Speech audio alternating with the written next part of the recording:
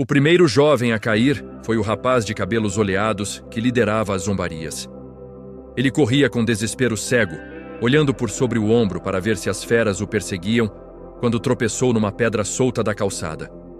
O tombo foi violento, joelhos raspando na terra áspera, mãos arranhando-se contra o cascalho. Antes que pudesse levantar-se, a primeira ursa estava sobre ele. O ataque foi brutal e rápido. Garras afiadas como lâminas de bronze rasgaram pelas costas do rapaz, atravessando a túnica de linho como se fosse teias de aranha.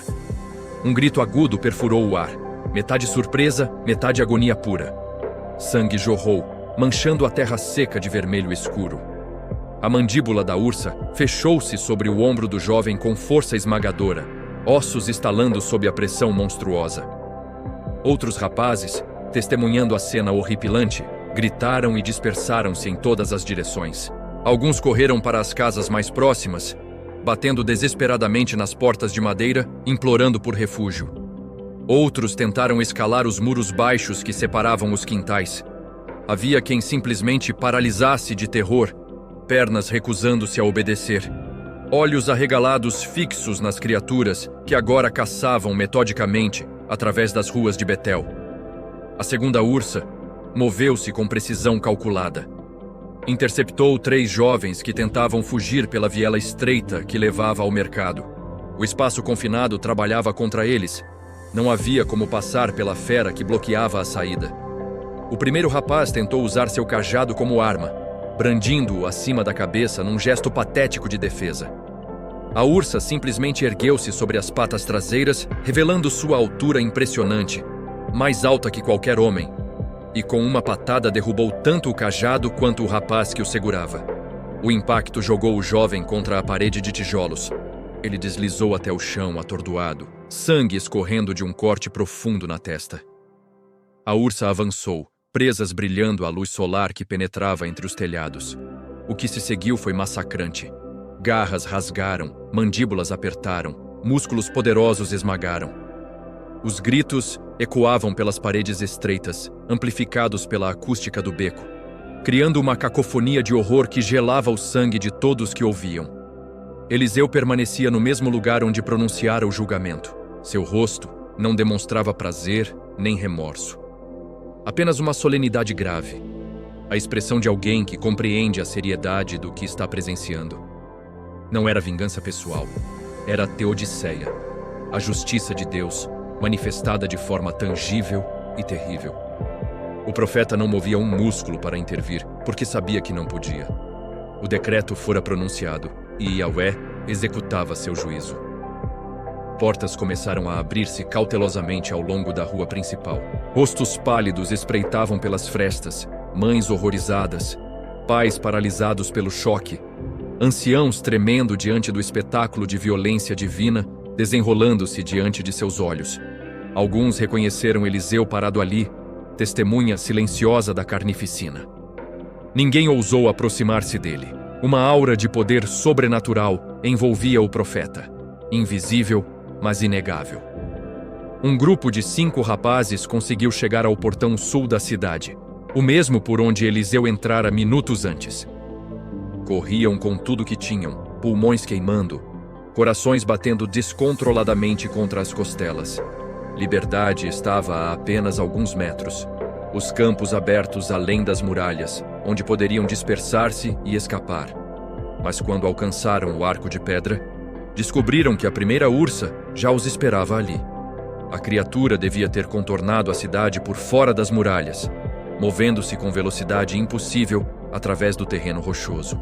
Agora, bloqueava a única saída, corpo massivo ocupando toda a largura do portão. Baba escorria de suas presas ensanguentadas. Seus olhos pequenos e negros fixaram-se no grupo de jovens com uma inteligência perturbadora.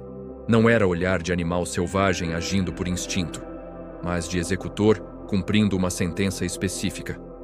Os rapazes recuaram, empurrando uns aos outros na tentativa de afastar-se da besta, mas não havia para onde ir. A ursa avançou, cada passo deliberado, saboreando o terror que emanava de suas presas. Quando atacou, foi com ferocidade renovada.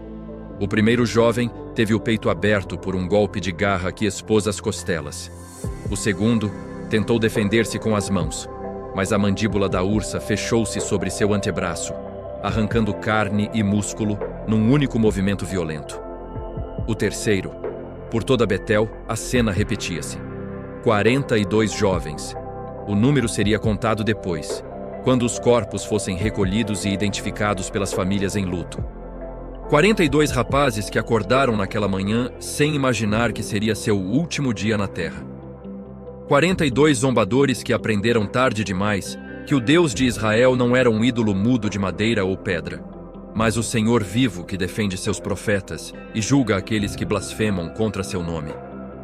A carnificina durou menos de 1 hora, embora para aqueles que a presenciaram parecesse uma eternidade. As ursas atacavam com eficiência brutal, não desperdiçando movimentos, não hesitando, não mostrando misericórdia. E então, tão subitamente quanto apareceram, as criaturas pararam. Ambas as ursas ergueram seus focinhos ensanguentados ao ar, farejando.